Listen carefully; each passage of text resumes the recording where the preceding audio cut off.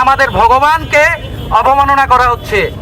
বাংলাদেশে পলাশবাড়িতে ভগবান শ্রী রামচন্দ্রের মূর্তি নির্মিত হচ্ছিল নিজস্ব একটি মন্দির প্রাঙ্গণে। এখানে কোনো সরকারি জায়গা ব্যবহার করা হয়নি। সেখানে মন্দির নির্মাণ করলে মন্দির গুড়িয়ে দিবে, মন্দির ভেঙে দিবে, তাদের দাবি দাবা থাকতে পারে। তারা বিভিন্নভাবে এই বিষয়টা উপস্থাপন করতে পারে। তাই বলে অন্য ধর্মের অর্থাৎ আমাদের ধর্মের ভগবানের ছবিতে তারা জুতা মারছে, এই বিষয়টা আমরা কোনো রকমে মানে নিতে পারতেছি না। এইটা দেবত্বর জায়গায়, নিজের পয়সায়, নিজের সব কিছু থেকে এবং সবার মানুষের দানের পয়সায় একটা প্রভুর আমের একটা মূর্তি তৈরি হচ্ছে। তৈরি হবার পর যখন তারা মিটিং করেছিল তখন সবার অনুমতি নিয়ে এটা মিটিং করে ওই কাজ শুরু করেছে।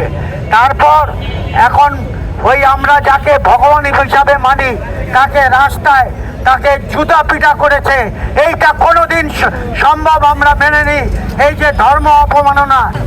বর্তমানে পলাশবাড়িতে, গাইবান্ধার পলাশবাড়িতে নিজস্ব জায়গায় মন্দির নির্মাণ করায় কিছু মানুষ যারা ধর্মান্ধ, যারা এই দেশটাকে আফগানিস্তান পাকিস্তান বানানোর চক্রান্তে লিপ্ত, সেই সমস্ত মানুষ আজকে সংখ্যালঘু সম্প্রদায়কে এই দেশ থেকে বিতাড়নের একটি চক্রান্তে লিপ্ত।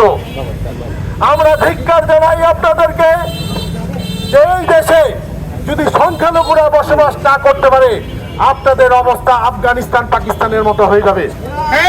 আমরা এই দেশের ভূমিপুত্র, কি কারণে আপনারা আমাদের উপরে কোথায় কোথায় আমার ধর্মীয় স্বাধীনতায় হস্তক্ষেপ করছেন? আমি ঘৃণা জানাই। আজকে শ্রীরামের মূর্তির কাজ বন্ধ করে দিয়েছেন, হুমকি দিচ্ছেন সব মন্দির নাকি গুড়িয়ে দিবেন, প্রতিমা গুড়িয়ে দিবেন। ভুলে যান না, বাংলাদেশে এখনো 3 কোটির উপরে সনাতনী বসবাস করেন। আমরা যদি রাজপথে নামি তাহলে কিন্তু পরিস্থিতি ভিন্ন দিকে গড়াবে।